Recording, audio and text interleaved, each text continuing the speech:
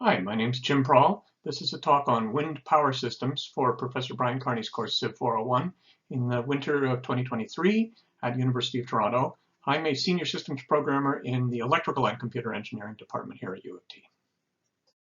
A little history of getting power from the wind. People have been building systems to extract energy out of the wind for many, many centuries, and there were early uses for pumping water and for milling grain. That's the origin of the term windmill, which was using the energy of the wind to turn a millstone to grind grain. In ancient Iran, the earliest confirmed uses used a vertical axis layout. They had cloth vanes and drag rather than lift rotation. And in Renaissance into early modern Holland, they built wooden structures with 4 wooden blades, and these served as a frame for cloth sails, as we'll see in the next slide. So here's the images of the Persian design from about the 9th century CE. As I said, it uses a vertical axis, that is to say the rotation is around an axis straight up and down from the ground. This was used to pump water for irrigation and later applied to milling as well. As you can see in the lower image, which is a view from above looking down across the rotational axis, there's a block to keep each of the wind vanes in the path of the wind on one side of the rotation and to let them feather downwind in the other side of the rotation so that they create an unequal force, and as the wind passes over it, it creates a torque to cause this system to rotate and then turn the mill to grind the grain.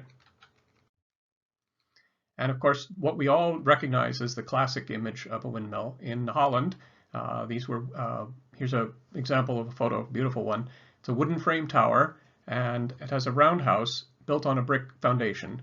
It's about 1779, and the entire tower has to rotate to skew or slew the axis of rotation, which is now horizontal, to point into the wind.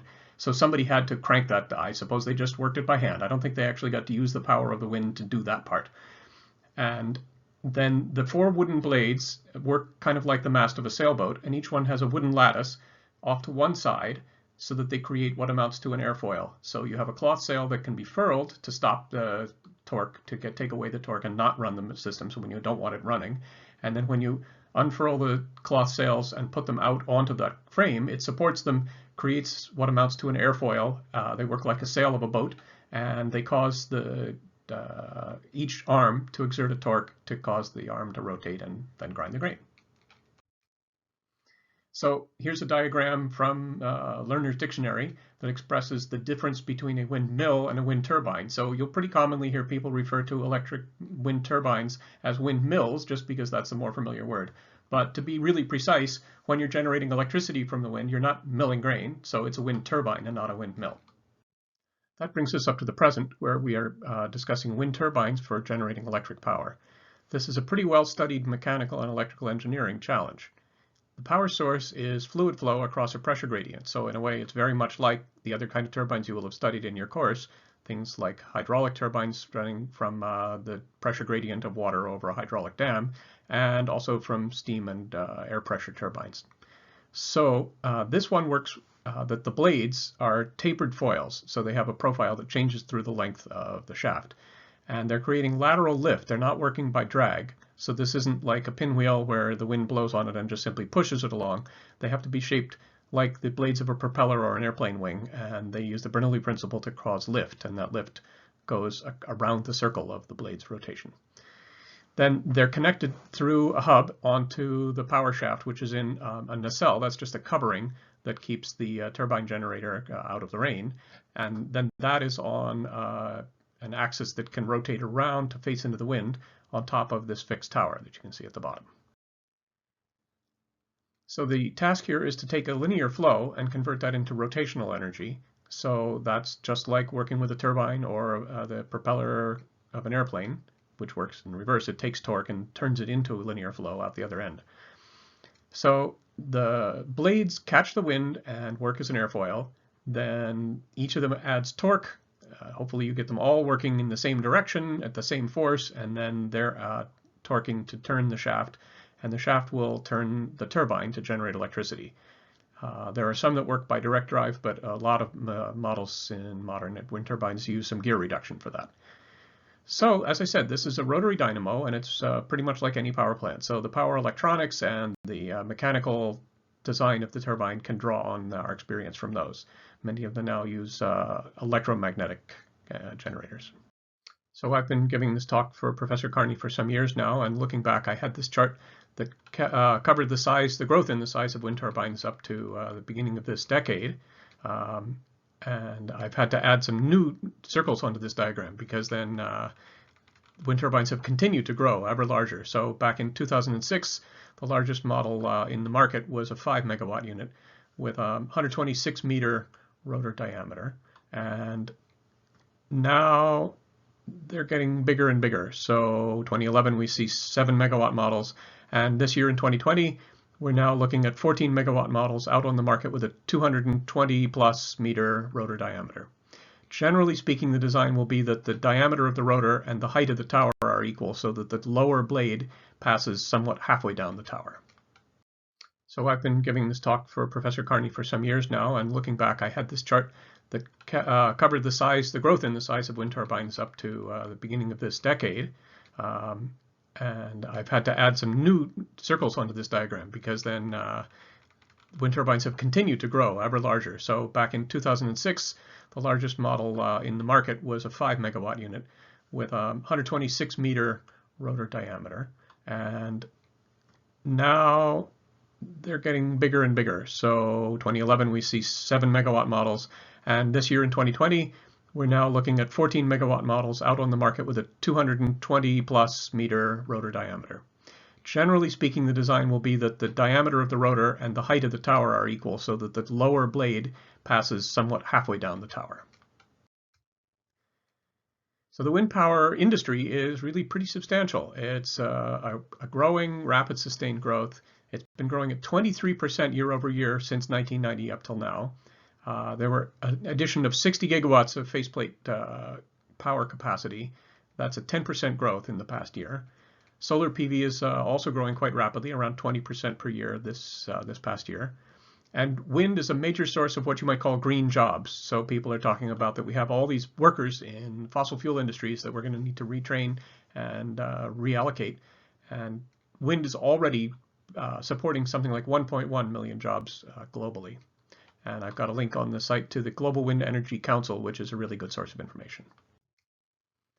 It's pretty much a mature industry worldwide. Here's a quote: "Onshore wind is a proven, mature technology with an extensive global supply chain, and offshore wind is also expected to grow rapidly." And that's from the International Energy Association, who have lots and lots of forecasts about where energy is headed, and that's a really important source. So there's numerous major manufacturers in the business. GE is in this, and then several European companies, Gamesa, Vestas, and we'll see some more. Wind is currently delivering something like 5 to 6% of worldwide power capacity. There are matured turbine designs in mass production now, small mass production. We're not making millions of them at a time, but they have a serial production. And as I say, the engineers are working on making them larger each year. There's some economies of scale. You have to make one installation and do one electrical hookup, no matter how big the turbine is. So there are challenges as you get bigger that delivering really, really long blades and towers that come in pieces and then bolting them together on site, they're developing specialized construction equipment for these purposes. And here are some images of some of the really interesting ones for offshore. They have what are called offshore deployment vessels, and as of this year, 16 of these are in service. And you can see some images from the earlier models. The one on the bottom left looks kind of small by comparison. It's putting up a relatively small wind turbine offshore, I believe in Germany or the Netherlands. And on the right is an artist's conception using 3D ray tracing, but that's what they're hoping to do. And you can see that it has storage for a big stack of blades so that they can queue up that once the foundations are set, another vessel would create those. Then this one just does the erecting. It brings the tower with it, assembles the nacelle, puts the blades onto the hub, hooks the hub up to the nacelle, and the whole thing can be bolted together using this one specialized vessel. Here's some figures on which countries are in the lead around the world in the wind industry. This is looking at it by capacity and by production. So at the top in both categories, China has over 236 gigawatts of wind capacity installed, and that makes up 36% of what's out there in the world. The United States is second with 16% of the world's wind. That's about 105 gigawatts. And Germany comes in third. You can see Canada's there in 9th place, and we've got about 13 gigawatts, making up about 2.1% of all the wind turbines capacity in the world. In the middle column is figures from a couple of years ago, which is the energy produced, and China is again in the lead there. You can see that maybe the growth is outrun here, but China's figures, their production doesn't really keep up with the very large capacity they have. I suspect some of that is that China went in on a very large building spree in Outer Mongolia and ended up with really tough transmission problems and had quite a lot of curtailment in the last few years. You can see that the global wind industry has been growing steadily for decades now, and it's pretty close to an exponential curve that you can see right here. We're now at 650 gigawatts of installed capacity for wind turbines around the world. Here's a view of how much wind power is being added year over year across the world, and the color bars by major region. And as you can see, the dark blue for Asia is the one with the most growth. In recent years, 2020 and 2021, you're seeing the additions of close to 60 gigawatts of capacity each year. So they're the biggest area of growth. And then growth has been steady in Europe and North America as the second and third place, but far behind Asia, mostly China. So we saw that we globally added almost 60 gigawatts of wind in 2019, and it's pretty encouraging. In this chart, you can see that the percent share of all global electricity generation from wind has been growing steadily since around year 2000, and solar has picked up in the last 11 or 12 years, still a smaller share. Nuclear has been a big share but is declining.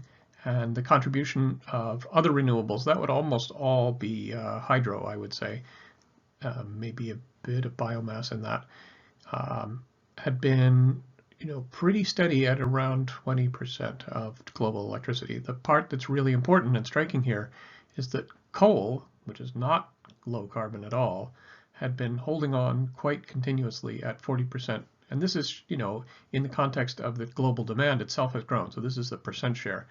And as you can see, coal has just now turned in the last 7 or 8 years to begin declining. People are forecasting a much sharper decline by coal over the next decades, partly thanks to Paris. And coal is no longer the least expensive way to generate electricity. Both wind and solar are beating new coal in many, many contexts. Here's another look at recent rates of growth in sources of renewable electricity. The quote says in first quarter of 2020, variable renewables in the form of solar PV and wind power reached 9% of global generation, up from 8% in the first quarter of 2019. And as you can see, this graph is done with bars for years 2018, 2019, and 2020. So solar had just a ridiculous growth rate going in the year 2018 of above 30% year over year. And starting from quite a small base, but it was in a really, really strong growth. And it's now just beginning to saturate a little bit, so it's down to growing at only 16% a year this year. Wind is holding very nice and steady at about 11% year over year growth 3 years in a row. Here's a look at recent growth of wind power in Canada specifically, and in total wind generation. So that's the output, not the nameplate capacity. And you can see that there was a really sharp uptick around 2012, 2013. This is really around policy changes. And at the time, there were strong policy incentives in Ontario under the Green Energy, Green Electricity Act. There were quite a few wind installations added here and in other provinces as well with federal support. And then around 2016, 2017, with changes in provincial governments, that rate of growth cut back quite a lot. And we're seeing kind of a plateau around 2020 and recently. Now let's zoom back up to the global picture. You can look at new global installations worldwide with actual statistics up to 2021, just around 100 gigawatts of nameplate capacity. Then they look at two paths on the bright light green line going up. That's kind of what we would need to get to the kind of targets that the Paris Accord is calling for and that we need for climate mitigation. And the dark blue bars down below are the sort of more pessimistic view that if all we did was just keep up the growth rates that we've settled in recently, then we're not going to hit the Paris targets. We'd only get about half of what we need by the year 2030. The final delivered cost for various electricity generating sources is subject to lots and lots of issues about the context and are changing really, really rapidly for low carbon sources like wind and solar. So here's one look that some researchers did at the link listed down below that looks at the direct cost that you actually need to pay industrially, paying for financing the utility, putting the generator in, paying for the fuel for those that use fuel, and then a second level on the orange bars on top for the externalized costs, the ones that have not yet been reflected in the price that we pay at the electricity bill, but that society ends up paying. Both coal and oil have really, really substantial externalities, their costs for their impacts on climate as well as for particulates, air pollution, and a lot of other effects like that, that actually the external costs are more than the financial cost that we see, the price on the ticket that when you buy coal electricity on the grid. Wind power is actually competitive against coal even without factoring in those externalities in a bunch of different markets. It's getting closer in many other places. Coal would, of course, be pretty much priced out of the market if we factored in all of its externalities. That would include the CO2 emissions, coming up with some arbitrary number to reflect the social cost of carbon emissions. But then there's also real substantial economic damage from the particulate emissions driving asthma, heart attack, COPD, and then there's mercury and sulfate. Sulfur in coal, we're trying to find sources with lower sulfur in them, but when you burn it, the sulfur also oxidizes. You get SO4, and that turns into sulfuric acid in the atmosphere, connecting with ground level ozone. Then it drives acid precipitation, damages the forests, crops. Mercury in the coal, just sort of a byproduct contaminant, gets lofted into the air, ends up running into waterways and oceans, and then it bioaccumulates in the sea, so that the effect is that tuna is really not safe for pregnant women to eat. And then there are all the effects of just getting the coal and the oil out of the ground in the first place, the mining and drilling side effects. So look at the particular reasons why people like wind power as one of the competitors in mix of sources of electricity on the power grid. Wind is really a truly renewable resource. The wind just isn't ever going to go away.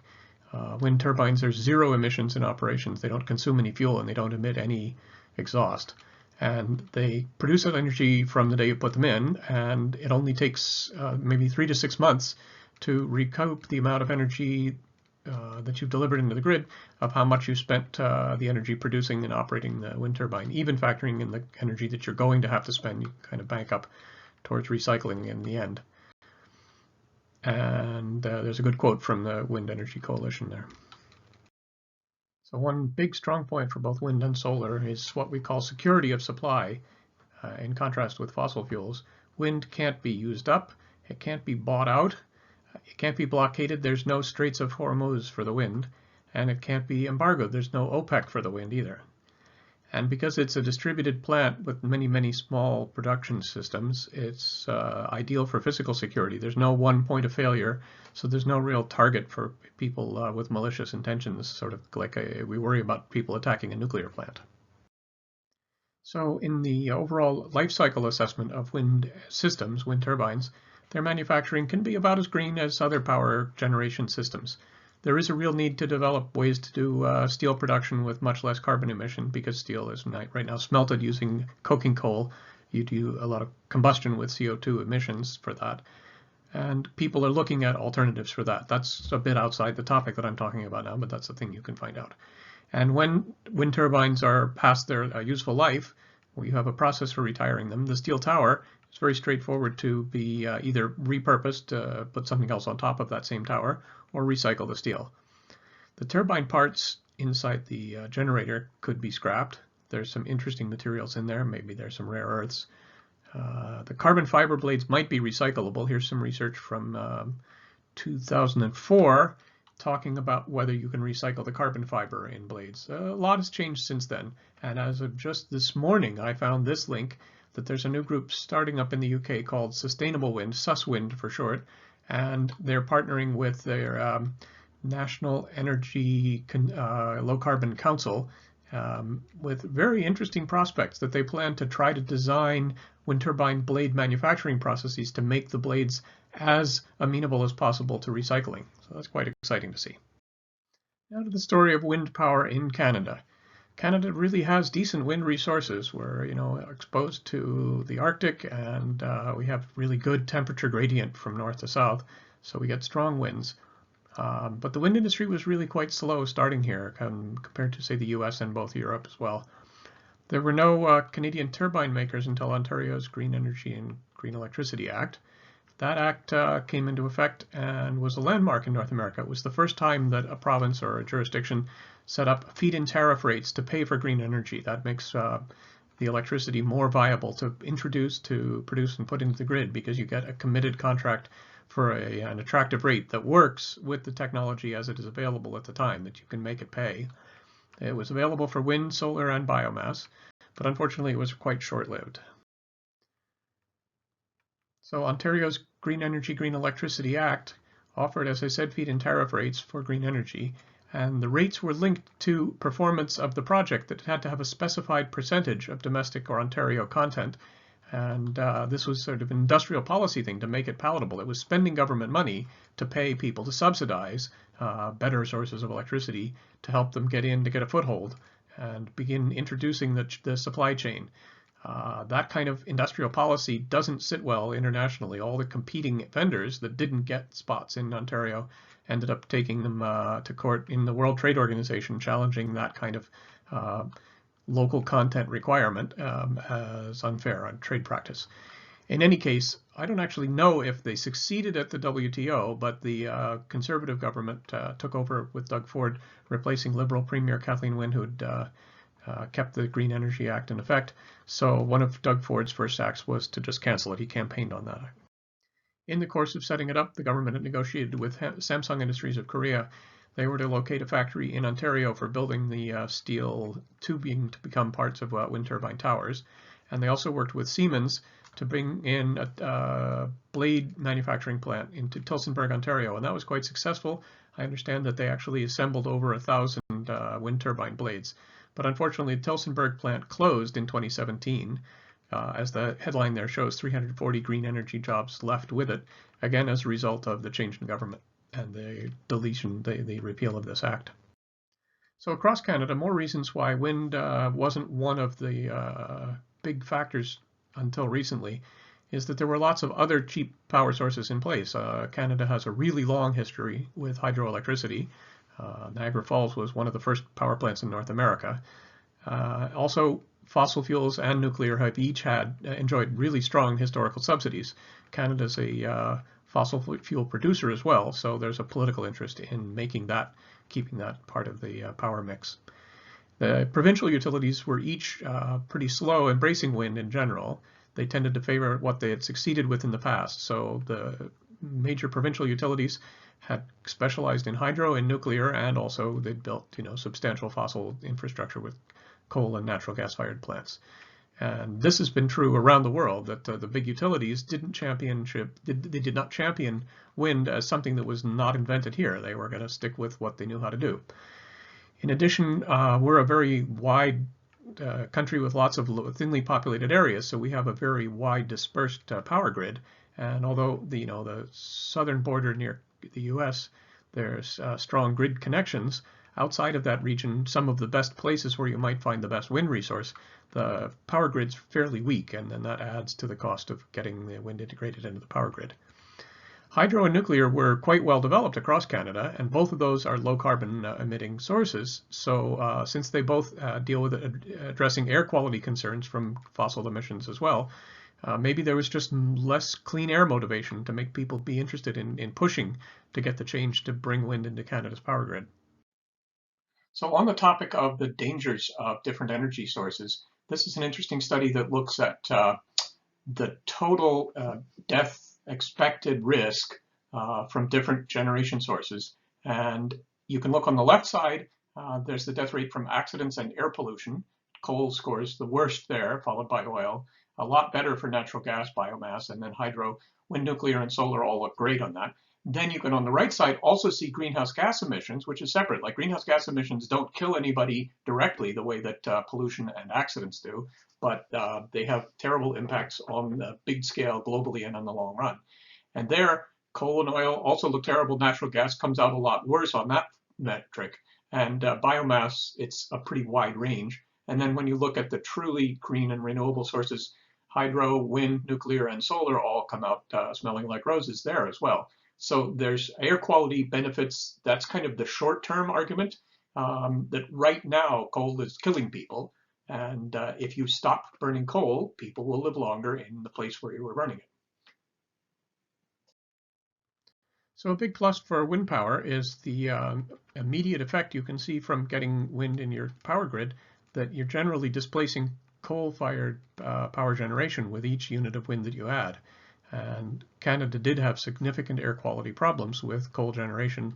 Ontario had 4 really large coal power plants, and there was a pretty strong consensus across all parties in the early 2010s that we wanted to just phase out coal and stop burning it. We would keep natural gas as the last dispatchable fossil fuel source, but no coal. And it didn't become a political hot potato. All 3 parties agreed.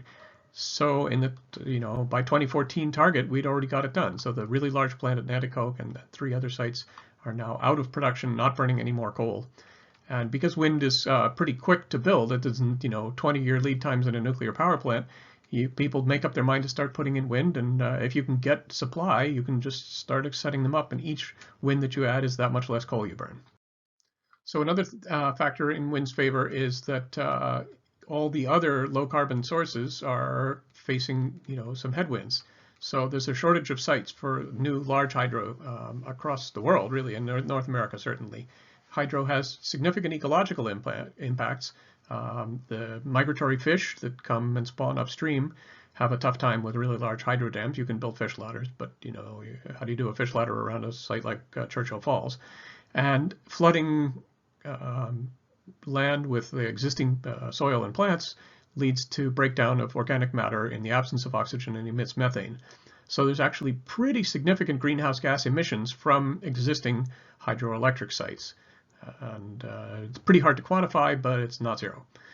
In addition, you're using up a lot of land for the impoundment, the area that you're flooding to create the reservoir for your hydro dam. And a lot of that is First Nations land, and the First Nations people have not been entirely on board with taking their land away and putting it underwater for electricity. In states in the US that are major buyers of Canadian electricity, a lot of our electricity is produced at rates cheaper than the US can do and then exported across the border.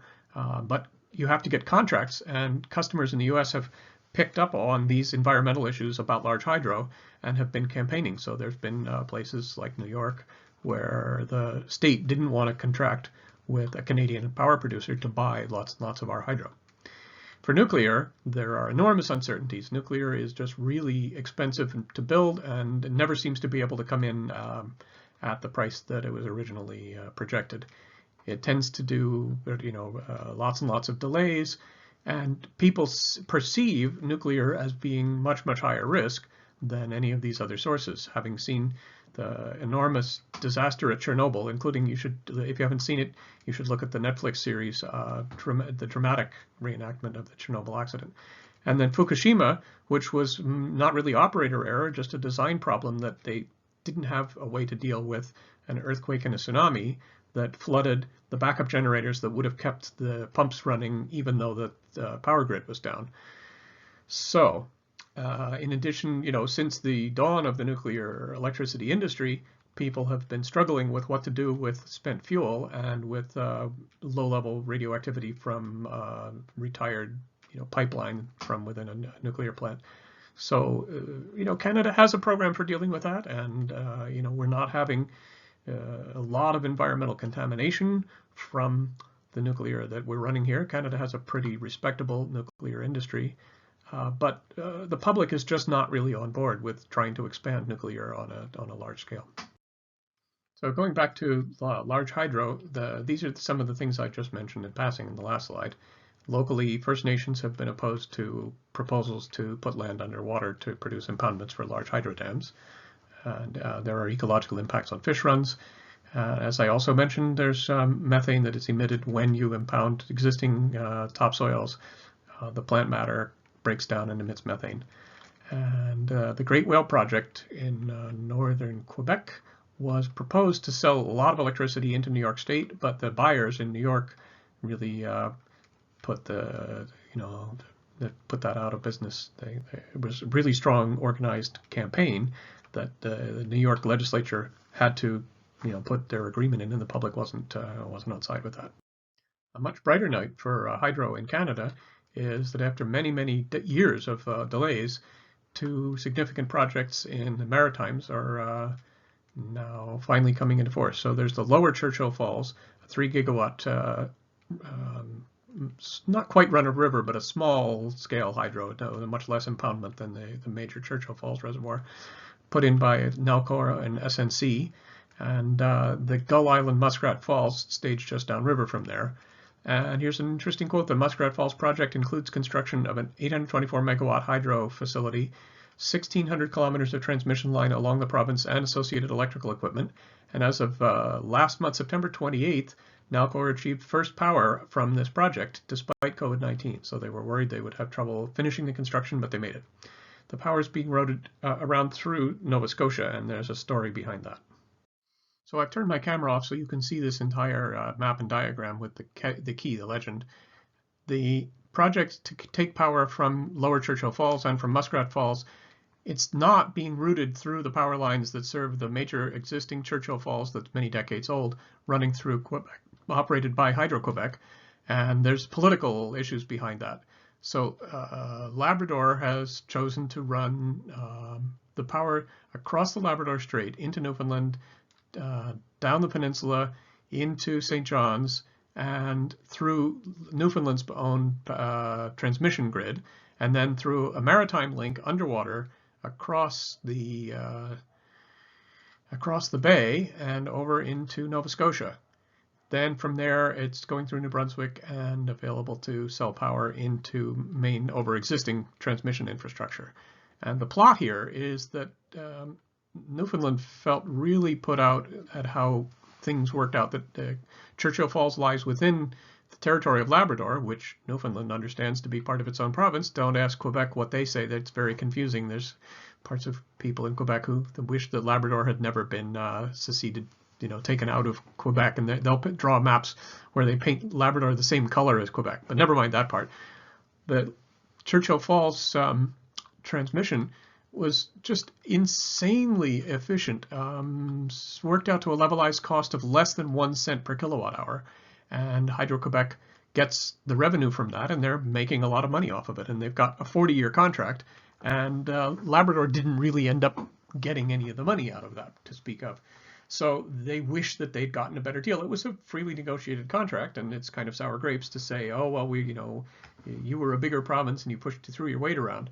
But they wanted to get back somehow to get more of the revenue out of this one, and so they couldn't play ball with Hydro-Quebec, so they ended up building their own transmission in what appears to be a much more roundabout way, and with more interesting and technically challenging things like AC transmission lines, underwater subsea components, and you can read about that technology on their website linked at the bottom.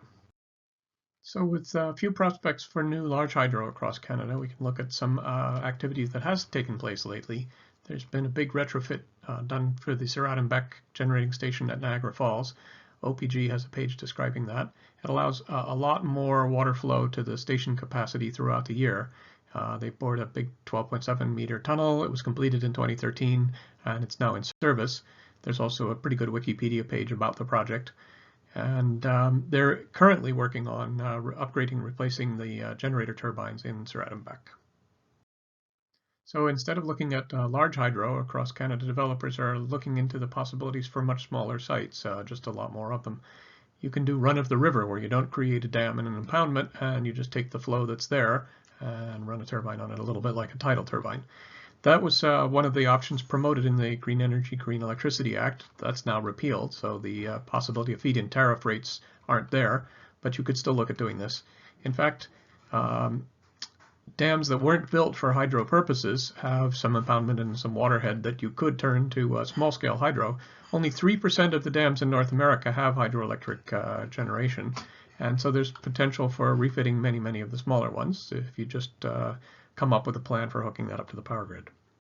So in the midterm, one of the big benefits from going to wind power is reducing your CO2 emissions. Wind doesn't emit CO2. Canada had ratified the Kyoto Accord in the first decade of the 2000s, and we missed our targets that we set, and that was a sort of legally binding treaty. The Harper government withdrew us from the pact rather than make changes that would have allowed us to cut our emissions to what we'd said we would go for. There was below national, subnational scale a pact called the Western Climate Initiative. Ontario and Quebec had joined in that, and that was a project towards sort of creating cap and trade. Then came the Paris Accord of 2015. Canada signed, the US, everybody signed it. It was a bit different. It wasn't a treaty, so it didn't need to go through Congresses and parliaments to be ratified. Instead, it was an agreement that everybody would just simply choose their own independent, nationally determined commitments and say, we're going to try, we're going to make the effort to lower our carbon emissions, and it was actually very successful. The only country to withdraw from it was after Donald Trump was elected. He said, oh, it was a really terrible deal, and he started the process to get out. In fact, they'd written it so that it was not so easy to withdraw once committed, so he signed the papers 1 year after he was inaugurated, and they needed a 3-year notice period, so his withdrawal really only took effect last week. Now he's lost the election, and Joe Biden is going to be president this coming January, and Biden has already signaled that he's planning to put the U.S. back into the Paris Agreement by presidential proclamation, and not needing to get it through Congress, and then everybody on Earth will be back in the Paris Accord.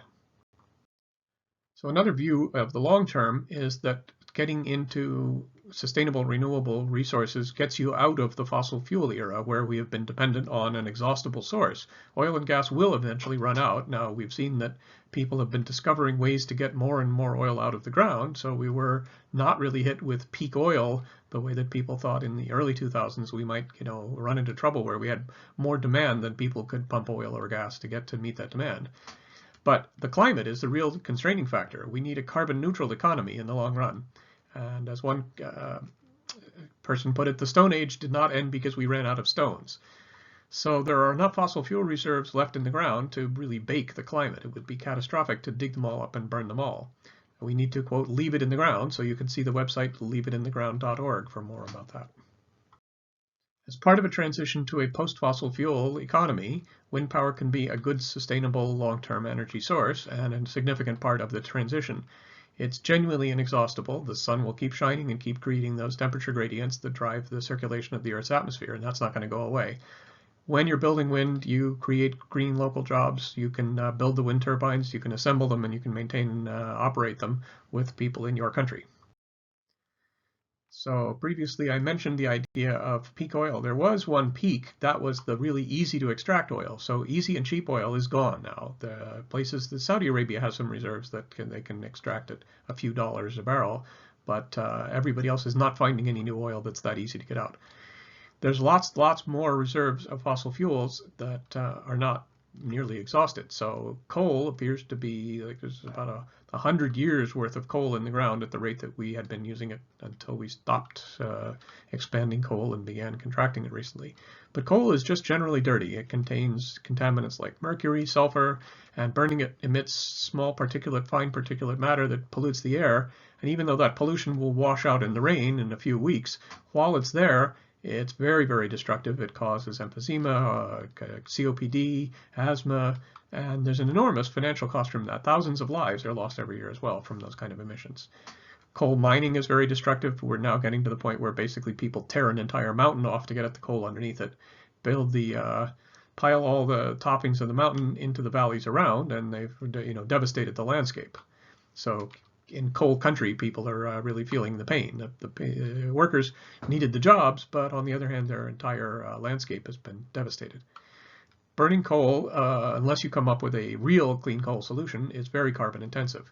If you could do carbon capture and storage, where you combust the fuel, then you take the exhaust stream, separate out the carbon dioxide part, chill it, cool it to a liquid form, pump it underground. People have been working on that, but that adds to the cost, and so far all the pilot projects of that have kind of foundered.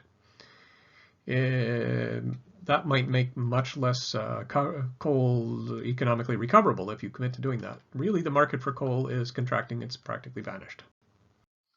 More on the fossil fuels that are not exhausted. The non-conventional fossil fuels, bitumen or tar sands in Alberta, similar deposits in Venezuela.